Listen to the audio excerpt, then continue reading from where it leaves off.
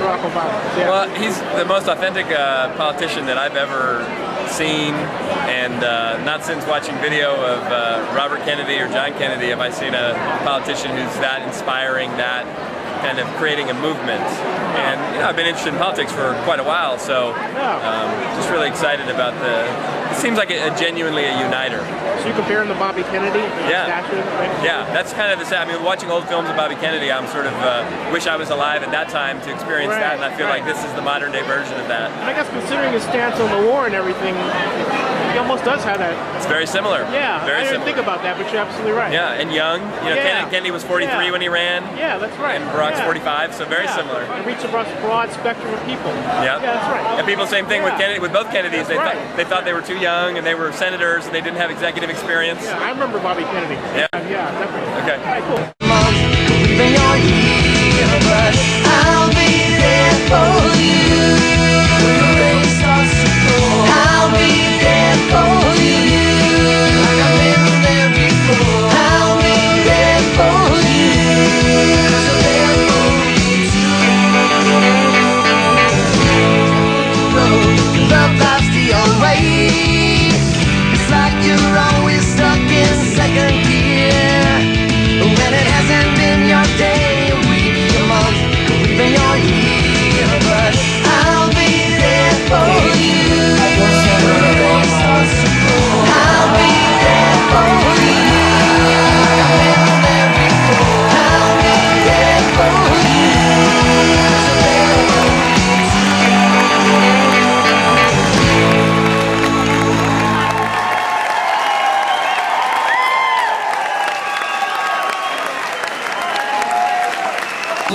Amazing woman. Because I'm about to bring on the stage that next generation. That next generation.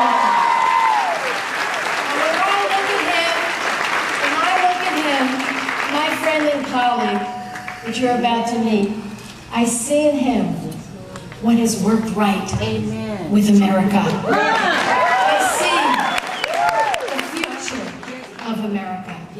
And I will tell you, last year when I asked him to be here for my 30th anniversary celebration, he said, I'd love to do it. He didn't know he'd be a candidate for president. I didn't know he'd be a candidate for president. I didn't know 1,400 of you would turn up today to greet him. So will you give the warmest Bay Area welcome to Senator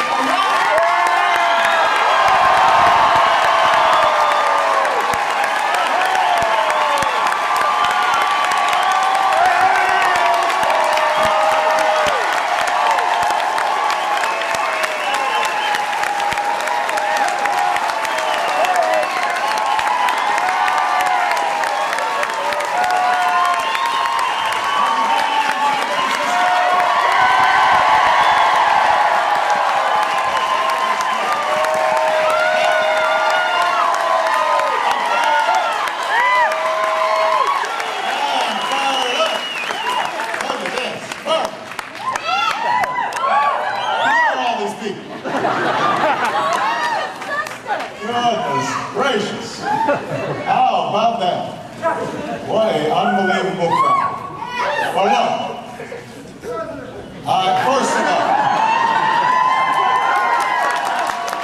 First of all, let me thank all of you for letting me thaw out. It's been cold in Chicago. So it's about time I had some normal weather around. I am so pleased to be here this evening on behalf of a fighter, a leader, a charmer, a cutie.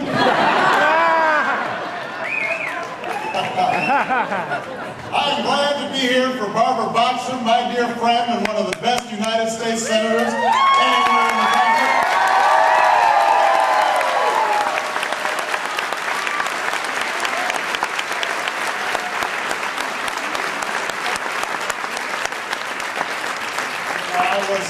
I was talking to some folks before we came down, and I tried to explain Barbara on what it's like seeing her in action on the floor of the United States Senate.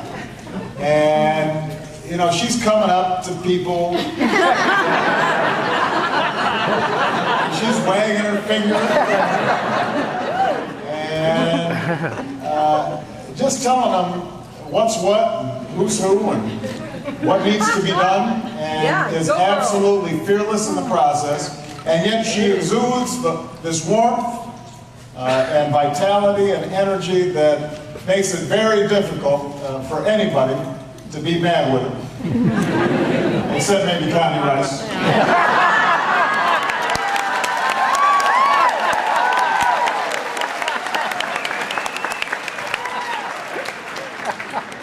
You don't want to be in those Senate Foreign Relations Committee meetings.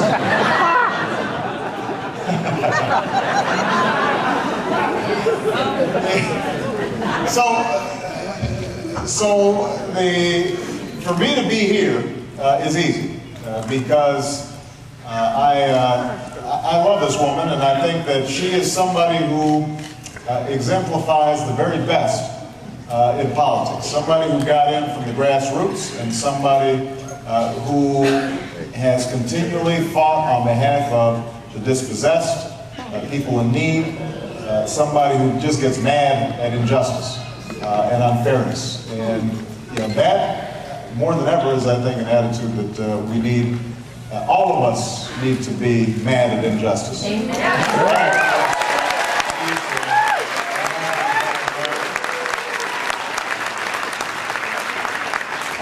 But she is right. My schedule has changed a little bit. I had a quiet week last week. On Saturday, I stood in front of the old state capitol in Springfield, Illinois.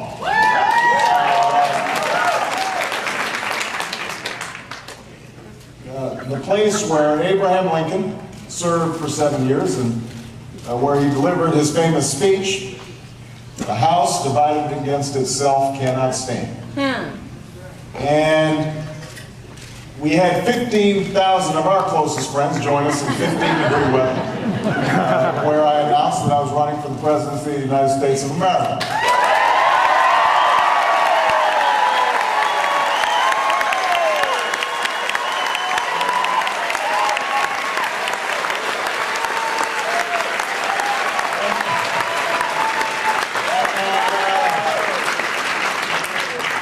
And so it was an exhilarating, if frigid, morning. And then we traveled to Iowa, and this was a family affair. I had my wife, Michelle, I had my older daughter, Malia, younger daughter, Sasha, mother-in-law, godmother to my children. We had my niece and nephew come along with us, and then 100 press. We went to Des Moines, Iowa, and there were 2,500 people there. Then we went to Waterloo, Iowa, and there were 2,000 people there. Then we went to Ames, Iowa, and there were 7,000 people there. And during the course of this caravan, my kids are playing with their cousins, and they're playing dolls and drawing and reading, and their cousins are older, so they were teaching them Game Boy, which I don't fully understand, but they seem to be enjoying. So at one point I asked my older daughter, I said, "Malia, are you having fun on this trip?" And she said, "Yeah, Daddy, this is great.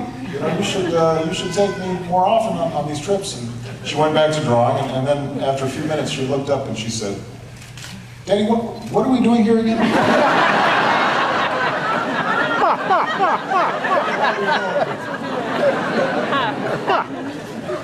So that's a question to ask ourselves tonight. What are we doing here? We're here to support a friend, but we're here to do more than that. We are here because this country is at a crossroads. It's at a crossroads internationally, it's at a crossroads domestically. We know what the problems are. We know that in a country that spends more on health care than any nation on earth, $1.9 trillion a year, we've got 46 million people who are uninsured. Hopefully nobody gets hurt. Hope you have insurance.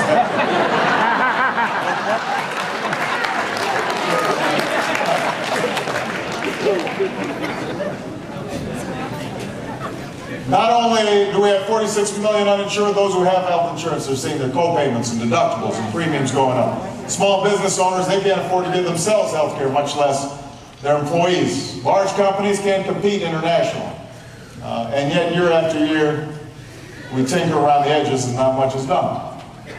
We know that we now are in a global economy, that our children here in the Bay Area are no longer competing against kids in Texas or in Illinois or Florida. They're competing against young people in Beijing, in Bangalore, India. And yet, year after year, we see our young people's scores on math and science declining relative to the rest of the world. We see children who are languishing in schools where rats outnumber computers, where the courses are uninspired, the teachers are underpaid, and the results are underwhelming.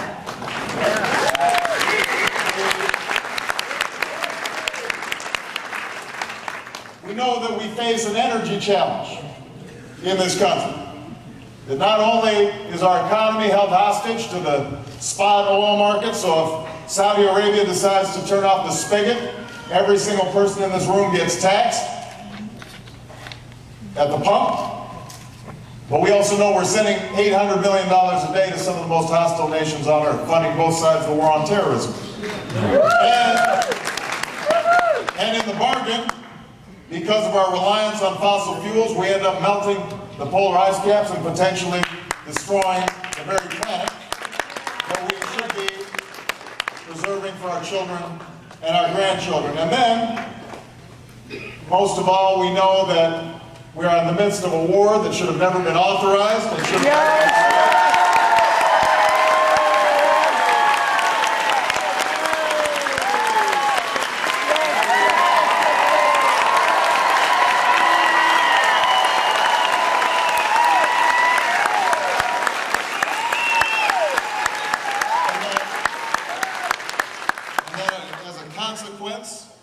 of our misguided policies in Iraq, we find ourselves less safe. Yes. We see Al-Qaeda gaining strength, Afghanistan sliding back into chaos, and our alliances around the world weakened. The opinion of people about America and its institutions and its government diminished. So we know what the problems are. But the biggest problem, the division that exists now, Lincoln was referring to the division between a country half slave and half free. Now the most vital division that we have in our society is the division between the American people and their government.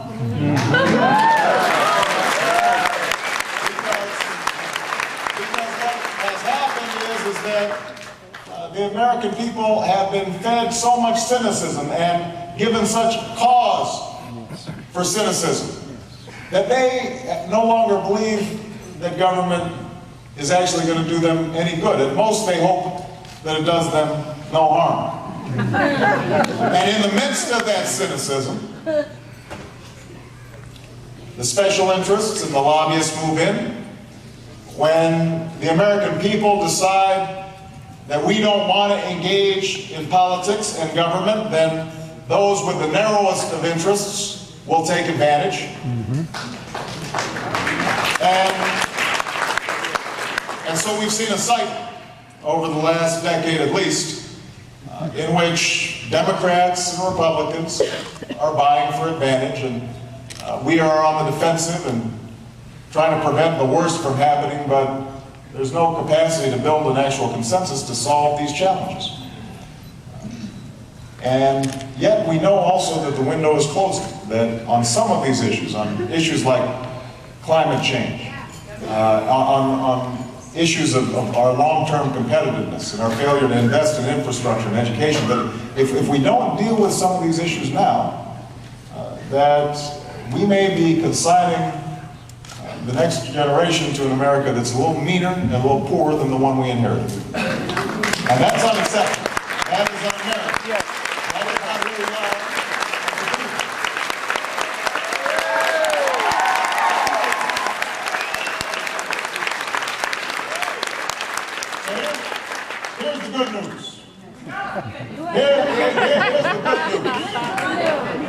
you need some good news. Here's the good news. The good news is that in November, the American people sloughed off their slumber and shook off their fear and decided we're tired of the okey doke, we're tired of being bamboozled. They started paying attention to what was going on.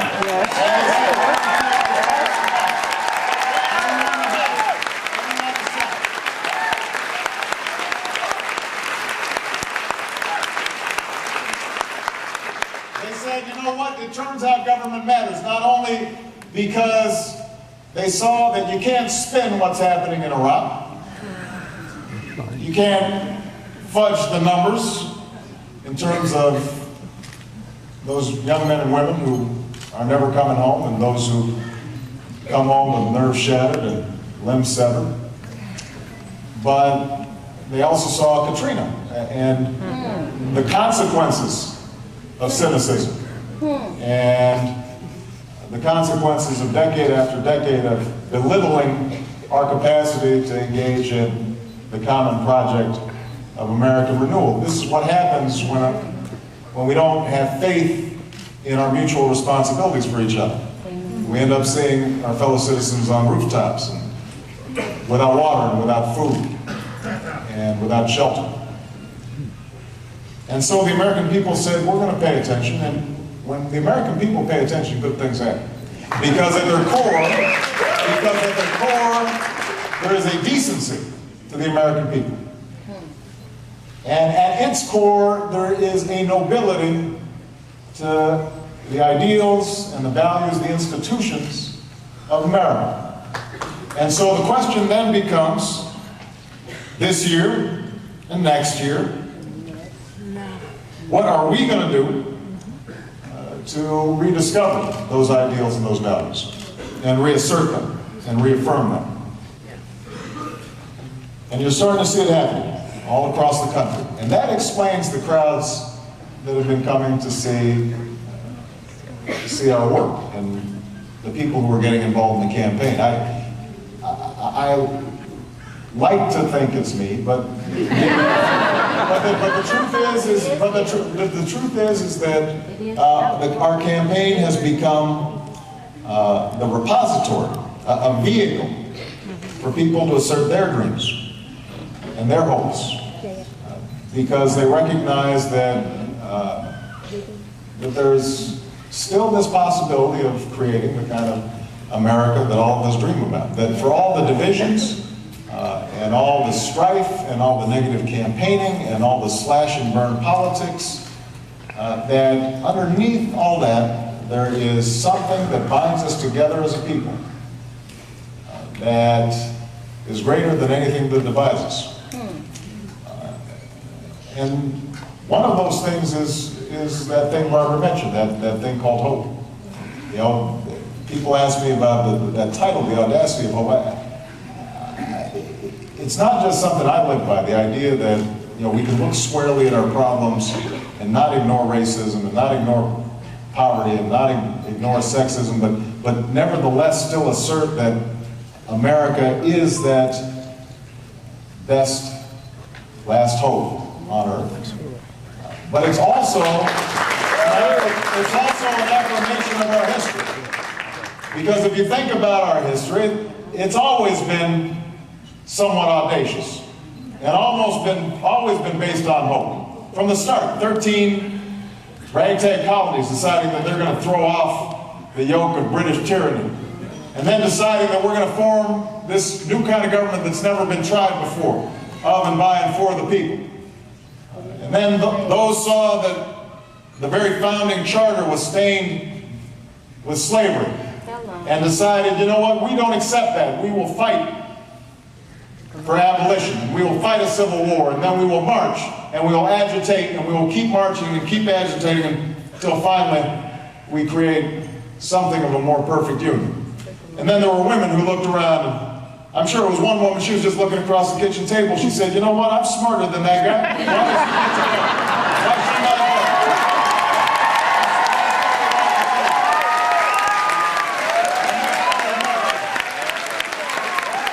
And they said, we want to be partners in this process of creating a great new America. And then there were immigrants who looked out over distant shores. They said, you know, we're comfortable where we are, but I tell you what, there's something going on that other side of the ocean. There's something going on across that border. It seems as if it's possible that if we get there, despite all the risks, despite the uncertainties, that somehow we might be able to not just resign ourselves to being what we were born into, that we can make ourselves anew. We've gone through depression and World War. We've decided that we were going to put a man on the moon even though we didn't know how we were going to do it. We decided that we were going to finally let justice roll down like waters and righteousness like a mighty stream. At each and every juncture, we've made a determination that when we put our minds to it, we can do it. When millions of people come together and say, we want something different, change will come. And that's the moment we're in. The good news is that it's about power. The good news is we got leaders like Barbara Boxer. The good news is that you're lifting her up on your shoulders. You're lifting me up on your shoulders. This is not about Barbara. This is not about me. This is about you. Your hopes, your dreams, your commitments, your beliefs. Everybody, let's get busy. Let's get started.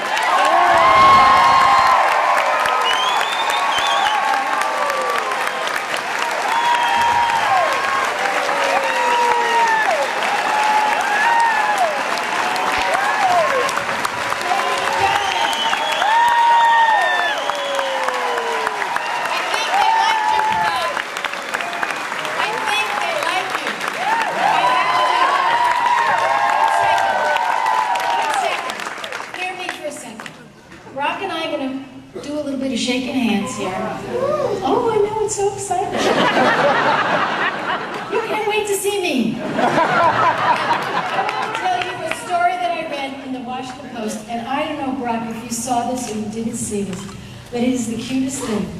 On the day that the great Nancy Pelosi was leaving the House,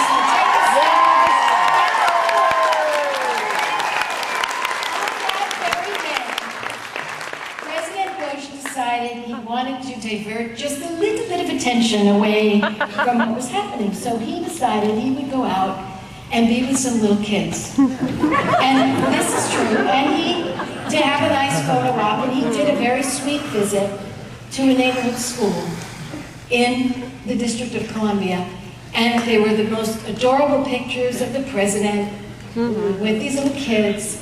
While, of course, the front page showed the raging debate on Iraq, and it really didn't change the tune, but something in that story, did you read it?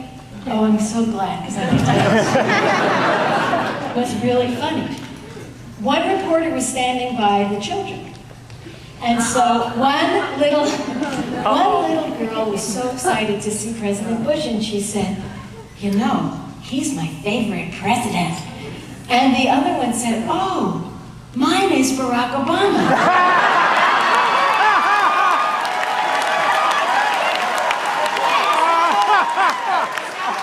That's priceless. That's priceless. And the other little girl says, who's he? To which the other girl says, America's first black president.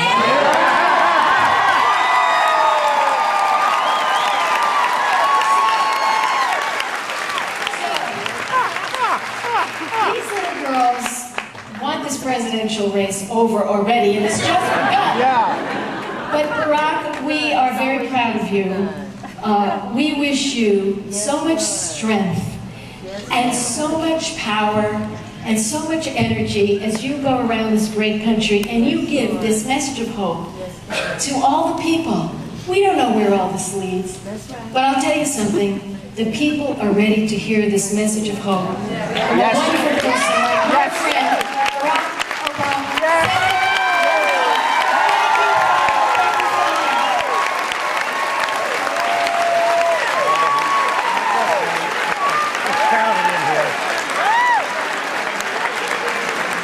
It's crowded, Walt. Be this way. Your job's a joke, you broke.